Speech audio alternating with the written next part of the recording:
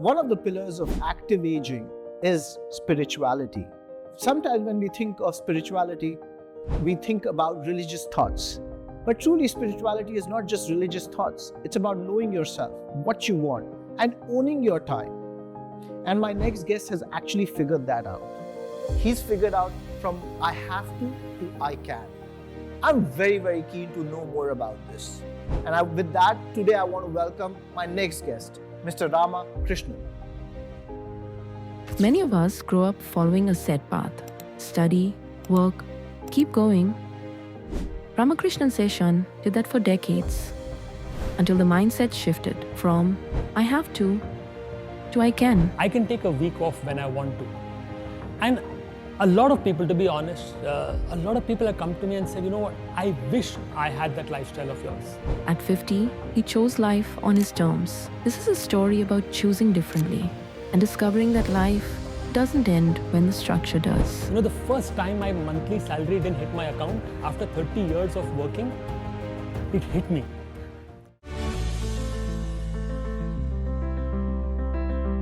One of the pillars of active aging is spirituality. Sometimes when we think of spirituality, we think about religious thoughts. But truly, spirituality is not just religious thoughts. It's about knowing yourself, what you want, and owning your time. And my next guest has actually figured that out. He's figured out from I have to I can. I'm very, very keen to know more about this. And with that, today I want to welcome my next guest, Mr. Krishnan. Welcome. Welcome, Ramki. Thank you so much, Ankur. Such a pleasure to be here. Thank you. So, Ramki, I just want to go straight to the most important question. Yeah. Where did this thought come from, I have to I can? Look, we're this typical middle class income group. When we were growing up, everything was, I have to get a good education. I have to get into a good college to get a good job. And I have to get a good promotion once I got a job. So it was all about I have to. And there's an inherent pressure on you when you have to do something. And I said, somewhere I've got to change it. And it so happened that one Monday morning, I took my wife out for a coffee at 9:30, 10 in the morning. Unheard of, because 10 o'clock in the morning is your busiest meeting days, right? Yeah. And I figured that I could do it. So I said, look, why don't I change my life to say, because I can? And so since then, it's been I'd say almost a 360-degree turn to say, let me start doing things because I can do it. Now, there are things that have to go into it to prepare yourself for that because I can. But I've started enjoying life a lot more. I'm sure there are people here watching who would probably say, I wish I could write a book. But they never find the time because they have to work. So the thing is to move to that to say, because I can, I should do it.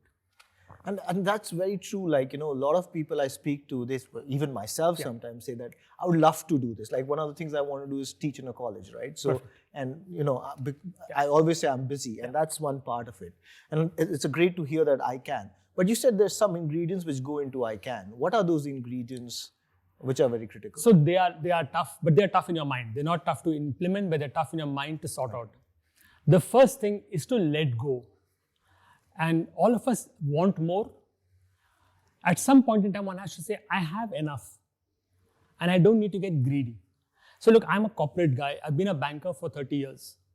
Okay, I've always wanted to say, can I get my next promotion? Can I become a head of a bigger bank, etc., right? But what I have is enough. The minute in your mind you're clear that what I have is enough, and we have to be very clear, when I say enough, there is an element of financial independence. The minute in your mind you're saying the money that I have, and money is important, let's face it, we all like money, but it varies from person to person. For me, X amount might be enough, for you it might be Y. But in my mind, once I say that I'm financially independent, I'm not dependent on a monthly salary check coming in, that I would say is the first and most important step to cross to say now I can, because I have that financial independence. And how did you come up with this is enough? Like that's a question which a lot of people ask. I know in a course in Harvard, one of the last part is, can you define your ultimate number? Okay, I didn't go to Harvard, so I'm sure they have a better answer than I do. But for me, it is very simple. My wife and I, we have a lifestyle we are used to. Okay. And we are happy with it. the answer that we had to look for is, are we happy living this lifestyle for the rest of our life? And the minute that was a yes for both of us, in my opinion, that's enough. That's enough. But you've got to be careful about one thing, which means that your lifestyle can't go down. It can't go up either. You will see your colleague get a promotion while you haven't. You will see your neighbor next door buying a bigger car. You can't. You will see your batchmate from college earning a lot more and taking more international trips. You can't. But you're doing enough of what you want. So I think, in my opinion, the definition of enough is define a lifestyle that you can live with for the rest of your life. Sorry, I'm getting a little now banking knowledge, but accounting for inflation. Because what I have today may not suffice, but the minute I've taken that into account, I think it's enough. Oh, wow. And this whole idea of comparison, it's such a place. And the funny thing is, nobody's comparing your I can or I have to. The only thing you're comparing is, what you can see. Yes. But nobody's comparing that you could have a cup of coffee and that guy can't. Exactly. And how do you get out of this? Do you have moments in your life now where you have that comparison kicks in, and how do you handle it? Of course it does. But you know what? I go and rub it in to say that I can have a cup of coffee. I go and rub it in to say that I can take a week off when I want to. And a lot of people, to be honest, a lot of people have come to me and said, you know what, I wish I had that lifestyle of yours. I wish I could just go overseas for 4-5 days. Because I love driving overseas, so I do that. But there are lots of things I do.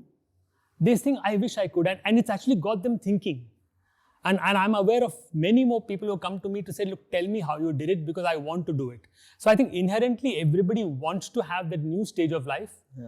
They just don't know how to do it. But yes, I have had enough comparisons. And the first time my monthly salary didn't hit my account after 30 years of working, it hit me. It hit me because suddenly no income. Yeah. But then you realize what you got in return was so much better. And that's what I talk about to my friends, and I think I'm converting a few of them as we speak. And I hope you do a lot more than that. Yes. Fantastic. And now tell me, so, in your I can bucket, what were those buckets which you had? So look, I always loved traveling. I love holidays. I love driving overseas. I love driving, actually. Let me put it like that. Okay. I came here driving all the way. I don't like giving my car to my driver because I can. Because I can't park at some places in Bombay, I agree, but most of the places I can drive. So similarly that. So I love driving. I loved holidaying. I love music. I do a fair bit of singing occasionally, but I never had the time to be what we talked about earlier. I never had the time to do all this.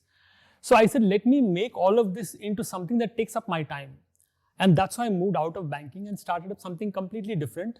Not with an aim to make money and, become big, as a profession, but where it's something I enjoy doing, but I did not have time earlier. So these are the 2 or 3 of my passions, and I said, it's time to live our passion.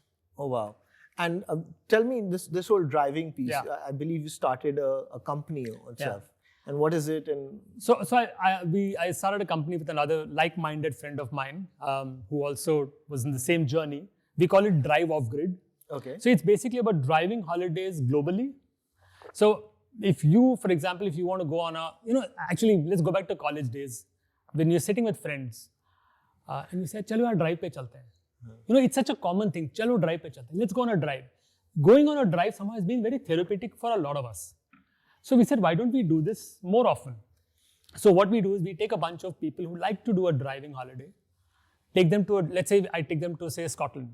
So you land up in Scotland, we give you all your own cars. So you are driving, you're not being driven. You drive, and then we have a convoy of 8 or 10 cars. I will take you around Scotland. I will always be there. So it's not like I'm sending you on a holiday. Okay. It's like, it's my holiday, join me. Or it's your holiday, allow me to join you because I'll curate it for you. And for a week, we'll drive around Scotland and we take care of everything. A lot of people have this issue saying, can I drive overseas, left-hand side, right-hand side, etc. We take care of all of that. Oh, wow. And just the idea is at the end of the drive or end of each day, you meet new people, like-minded people, great stories. Imagine driving for 4-5 hours in a day, then catching up in the evening over a drink, over a coffee and sharing experiences. I think that's giving me a lot more enjoyment than banking did. Wow, and that's so. In season 1 we had this couple who actually converted their car into a moving thing, and they were called the Ghumna Firna couple, and they really like you speak. They really enjoyed the off-roading and just went wherever they wanted to, and there was no time limit. There was no thinking around it. And one more thing they talked about was the fear of unknown places. Yes. And they overcame that. Is that a challenge when you guys do this? Yeah, so a lot of our guests who come along have a little bit of that fear, but because we are together with them, I guess it goes out very simple, very quickly. But yes, for me, what you said earlier, it's going and exploring unknown places. So when I first go, let's say Scotland, we first went, or Norway, we went recently. You have some amount of planning with Google. Okay. But when you go there and suddenly you're having a drink with a local and he says, don't take that road. Take this road. 50 miles down, you'll find an exciting place. Let's try it. Maybe it's exciting, maybe it's not. Okay. And therefore we don't know where we're going to stay in the night.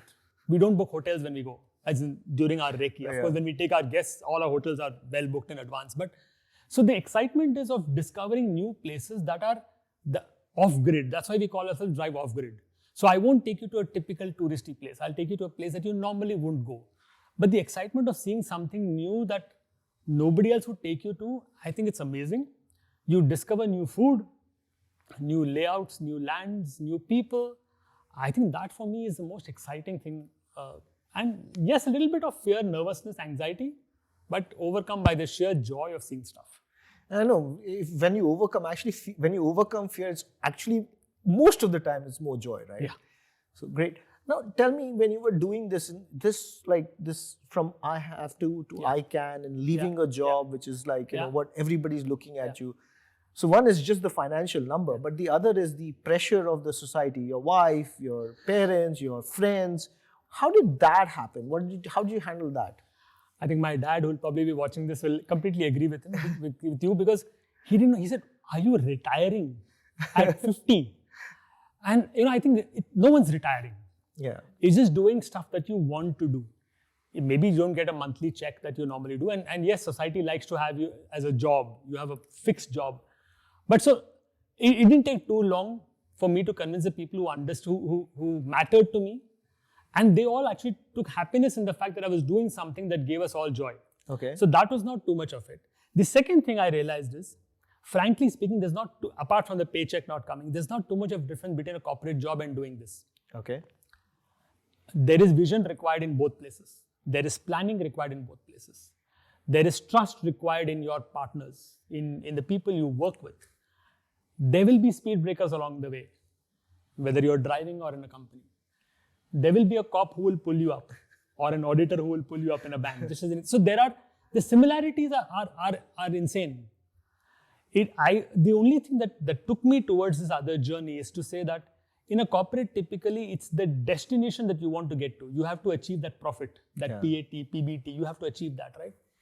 Here, the destination was not as important as the journey.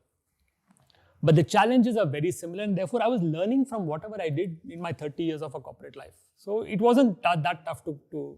And tell me about these speed breakers in this part of life. What are the speed breakers? So, let me give a real driving example speed breaker. Okay. Which is that we do this desert drive in Oman. Okay. So we wanted to go to a particular place which is inside the desert. There are no roads. There is no Google Maps there. You call up the hotel, the resort is 30 kilometers inside. He says, just follow the sand tracks. Sand tracks? I thought sand tracks get wiped away with some wind. But he says, no, follow the sand tracks. And we went in the sand tracks and we lost our way. And imagine there's just sand around you. There's nothing. Wow. The phone works. So you call up the resort and you say, I'm stuck. Can you send someone? He says, I can send someone, but where are you? So I don't know where I am. So he said, find a place and call me, I'll send someone. So you're stuck, sun is setting, you don't want to be caught in the darkness, right? Okay. But then your mind starts ticking. Again, it's a corporate brain. You have to find a solution. There will be obstacles. So we drove around for a while till we found some tire tracks. Some tire tracks leading somewhere. Let's follow the tire tracks. Oh, wow. Just followed that, reached some place where there was a house, there was a resort, called them and then got picked up. Now, for me, it was a little bit of a terrifying situation. But now we include that in our drive. We consciously get lost. And then you should see the reaction of our guests. Of course, we never put them through all this, but we just tell them, oh, I think we are lost. And then you should see the reactions. So, there are genuine speed breakers like that. Okay. Wow. But then you build that into it, and then you have a great time with it. I also understand your parents went to Yes. a senior living, right, in Coimbatore. And one of the challenges we face, lots of parents actually want to go to a senior living. And when they tell their children, they're like, where are you going? What are you doing? And that's a big question. What happened in your life on this? Same. Again, middle class upbringing taught us that those parents whose children desert them are the ones who end up in a senior citizen home. That's how we were born and brought up. So when my parents told me they're moving to the senior citizen home in Coimbatore, I said, no, I am there. We'll take care of you. Come join me in Bombay. And my parents said something very interesting. Come to Bombay and do what? You're working. Your wife's working. I don't have friends in Bombay. We don't know anybody. What are we going to do? And that time they were 70 years old. They said, we are still fit. We still have our own social circle. So why don't we just live life here where we can? And that's when I really realized that these senior citizen complexes that are mushrooming across, and yours is a prime example of one of them, it's a great place for like-minded people in that time of their age to catch up and mix with people and do stuff that they want. So my father plays bridge, plays cards. There are enough people there who plays cards. My mother is a singer. There are enough people there who sit and sing with her. She teaches singing. My father went one level higher to say that, look, I need to learn a little bit more about computers, WhatsApp, the digital video calls. Now he's an expert on it. I call him if I have a problem with my app. But now imagine what happens for those two people, my mother who teaches singing, my father who does tech savvy. Yeah. They are rock stars in that senior citizen home, right? Because everyone comes to them for advice. So, and I'm sure everybody who stays there has a lot to offer. So I then realized that it's a great thing, let them stay there. The only agreement we had was there will come a time when health will not allow them to stay on their own. That's when they need to come and stay with us. Okay. And they lived for almost 18 years. And now they moved in last year because now they're both 85, 86 plus. Oh, wow. But I think it's a great journey, and it's tempting me to say at some point in time, I should plan that maybe I will also need one of those houses. It's a great experience that they've had. And I think they also actually from I have to, I can is kind of what they live, right? Yes. So doing so many different things. Same thing, because they said I can live on my own because I have the ability, physically they had the ability, and they had the mental faculties were very much alive to say I can do a lot of stuff. They enjoy it. I could never have given them that life in a city in Bombay. So they've enjoyed that, and now they've realized that, okay, it's time to move on. I think it's a great decision they took to move to the senior citizen home. And I'm glad, one of the things which sometimes I see a lot of children they actually, without understanding, force through to their parents, which is not a great idea. Yeah. And that feels like you're not as competent as you were. And I also love this conversation about the idea that I still have something to give by teaching, by teaching all this IT, digital kind of stuff, or the singing, gives me a self of purpose, which is a very critical need. Correct, absolutely. And like, for example, my dad now online he gives information to senior citizens on how to deal with cybercrime. Oh, wow. Because he's digitally savvy, and a lot of senior citizens are falling prey to cybercrime, right? Oh, wow. So he tells them what to do, what not to do. That's fantastic. Because they can give back. Like I said, my mother is a trained Carnatic music singer, so she can teach youngsters how to sing. They love doing it. So as long as you can give back something to society, they have had a blast there in that place. In the US, one of the studies was after the men retires, actually more divorces happen because now the time becomes very different. Okay. And they're used to a particular lifestyle. So this, getting your wife and yourself in tune to this idea together, what was the process which happened there? Very interesting. But the important stuff is this decision is a joint decision. So we've got to remember this. Any retirement or change of employment, etc., has always got to be a joint decision. So between me and my wife, this was a joint decision that we took. Okay. So very interestingly, by the way, we also go to a financial counselor. Although I'm a banker myself, always good to have a third party. And I love what this counselor told me first. He said, I will sign you up provided every meeting is attended jointly by you and your wife. Oh, wow. So he said, this is not your decision alone, just because you are earning or this thing, but so they both need to be together. So now, one, she's completely aware of what our finances are and what our requirements are, what our goals are. That's one. Second, now that I have taken the step to do this, in fact, our roles have reversed. Now my wife goes out in the morning because she's an artist. She's a painter. So now she goes out in the morning at 9:30, goes to her studio, paints for 6, 7, 8 hours, comes back at 6:30, and I manage the house. Wow. So firstly, that's what I'm saying, it's a joint decision. When first part of my life, I was doing one and she was doing the other. Now we've reversed the roles. So when it's a joint decision, it works out. The second thing that we should do is the goals that we agree on, we have to track them regularly. One thing I find most often is people don't even know how much they spend on a monthly basis. They just don't know. We assume, okay, this is how much we spend. You sit and write it down at the end of every month how much you spend. My gut feel is it will be at least 50% higher than what you think it is. Oh, wow. That's a huge number. It's a huge number and you're not prepared for it. So as long as the monthly check comes in, salary comes in, you think it's good, but it's not. So first step, joint decisions always. Okay. Spouse, a partner with you. Second step, quantify your requirement in terms of expenses on a monthly basis. And now tell me again on these expenses, how do you do this? Because lots of the costs, which you said 50%, maybe a lump sum cost, which might come after 3 months or 6 months. How do you go about doing expense? So what we started doing is every day, end of the day, evening, we would sit together and write down what we spent that day. Okay. You do that for 3 months, a lot of stuff that happens like once a month or once in 3 months also gets captured. Okay. Plus we put in ad hoc expenses that will happen once a year. Could be a holiday that we go, okay? Yes. So you put in those expenses. So you have to write that down. Until you write it down, it doesn't happen. Okay. So that's one. And then, like I said earlier, account a little bit for inflation because this will go up. Keep some buffer also that you will spend once in a while.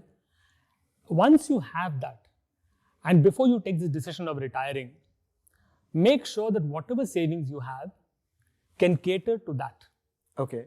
Can cater to that. That's important. And therefore, whatever saving you have, you got to also invest it wisely to make sure that, I'm sorry if I'm getting into financial terms. But it's important. But you can invest into equity markets, you can invest into debt. So some is more risky, some is higher return, some is lower return.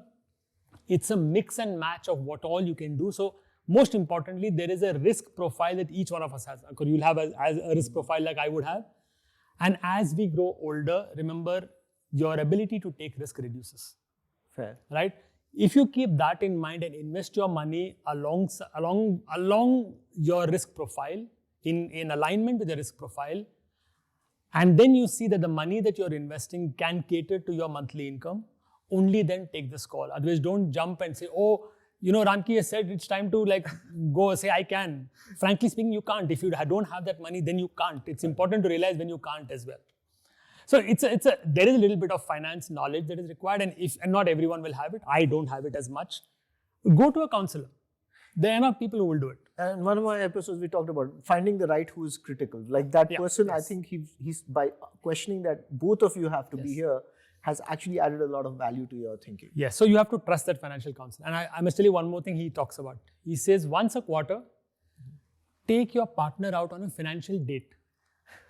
So go have a date. Go for a dinner, lunch. It's a date, right? But discuss finances. So discuss what are we doing with our money, where is the saving, what's the expenditure happening, what do we need to change. It forces you to talk money in the family and take joint decisions. Oh, wow. So that's one. Then like I said, trust the counselor. Okay, trust, but again, going back to my banking, the jargon that we used to use, trust but not blindly, right? So trust them, but question them to see why are they recommending you something. Take a second opinion if you want to. If you go to a doctor, you will take a second opinion, right? So why don't you do the same thing here?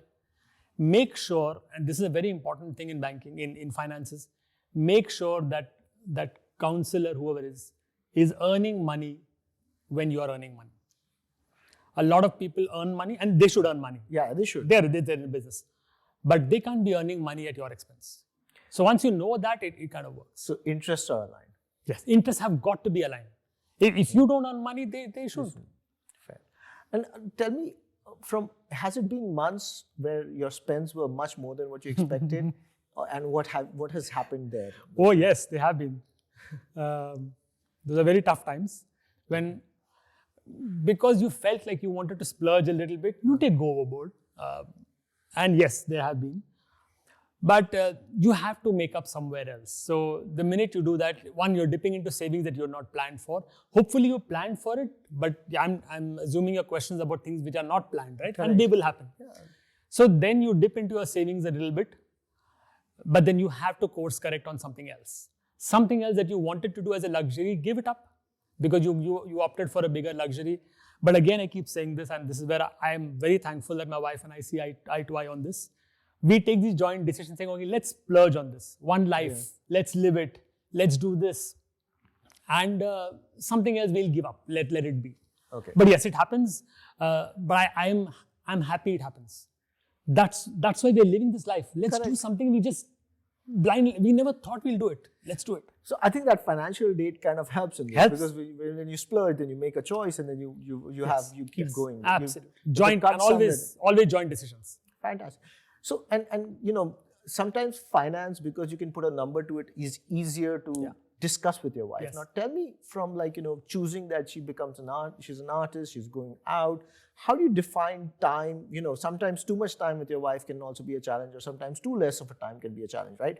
We all need our time, yes, and that time. Did you guys talk about this at all? Of course. And look, everyone needs me time. Yeah. Everyone needs together time, and everyone needs me time as well, right? Correct. So it's not that we put a calendar to say like, okay, today I will only talk 3 hours to you. It doesn't work like that, obviously, right? That's pretty humorous. But fact is, as long as we identify that the other person also needs their space and give them their space.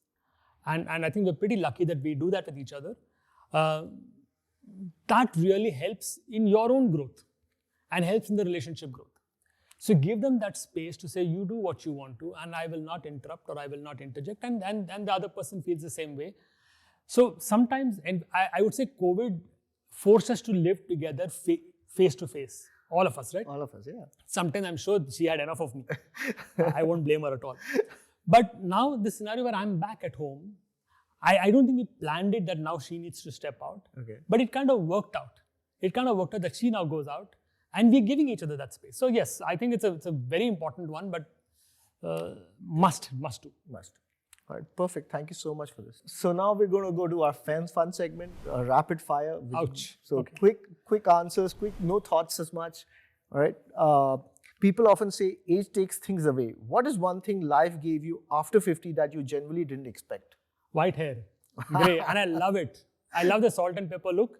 Little more salt than pepper, but okay, enjoying it. One thing you enjoy now that your younger self postponed for someday? Freedom to do what I can. Going back to what I said. My younger self said, I don't have time to do this, I don't have time to do that. I sing every night. Oh, wow. I'm glad no one hears it, but I sing every night without fail. If your 35-year-old self could see your life today, what do you think would surprise him the most? That I took this decision to so-called get away from a corporate life so soon. My 35-year-old self would have told me that please hang on, work some more, get more grey hair. I don't think the 35-year-old would have accepted me like this. Oh, wow. One belief about success you no longer agree with? That success is about money. Fantastic. It's not at all about money. Not at all. I'm so glad. What is that one luxury you value today that has nothing to do with money? I met a friend of mine who called me after a long time and said, I'm in Bandra, can I come and see you? And I said, I've got a 1-hour meeting with Netflix. Can I just finish that meeting and come? So he said, okay. I met him after an hour. And he said, you're working with Netflix? I said, no, I'm watching Netflix.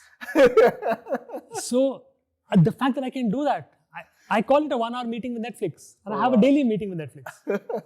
Now we move to our last section, which is basically called Zindagi Bookmarks. First question is, for everything you've learned about money, freedom and aging, what is one small habit that, if started today, can make life after 50 feel far less frightening?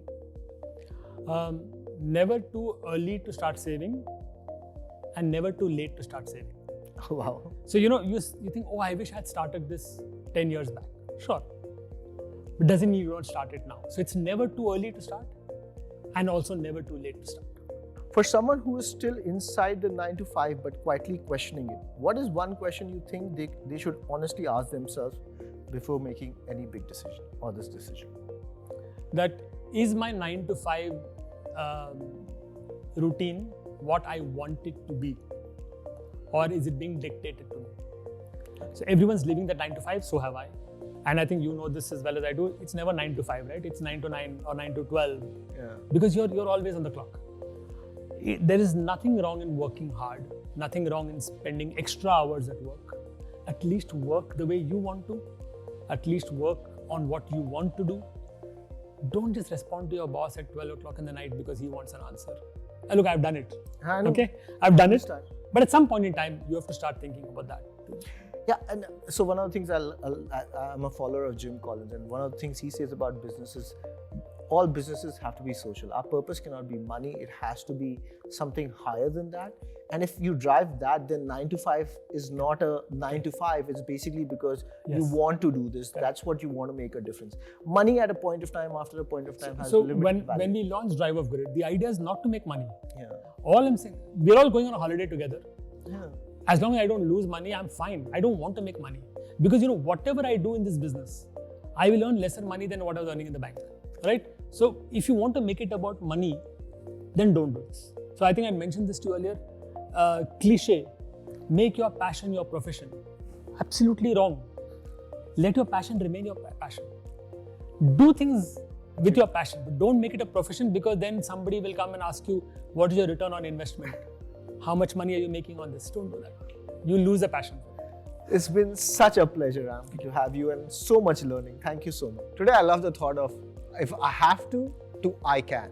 But always remember, with I can, the very important part is financial freedom and the agreement of your loved ones.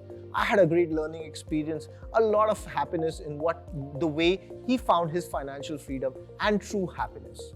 In our lives, we might retire at 50 or at 60. This is a learning which we all can take. I loved it. Until next time.